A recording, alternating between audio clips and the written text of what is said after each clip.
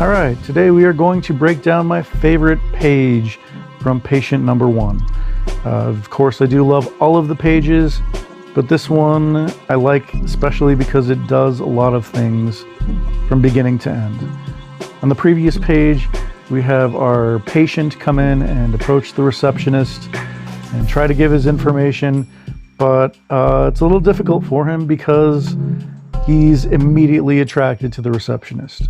And he's very awkward and he has anxiety on top of a million other problems. She asks if he has insurance and he does not. Our receptionist asks him if he's been getting by with his looks all this time.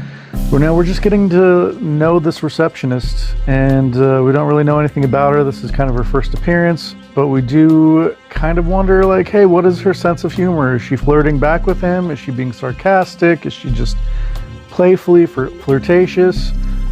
It is the latter. So we have our patient admitting that he's on Medicaid.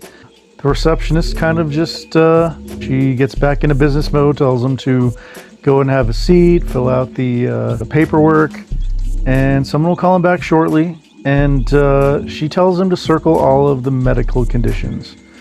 So we get to panel 4, and our patient says they're all medical conditions. Now, obviously, they're just having this little battle over semantics. He thinks he's charming and flirtatious. You can tell that she, in panel 5, thinks he's obnoxious. So we can tell right away these two don't have the same senses of humor. That's going to create some conflict later on when they are kind of trapped together and have to depend on one another.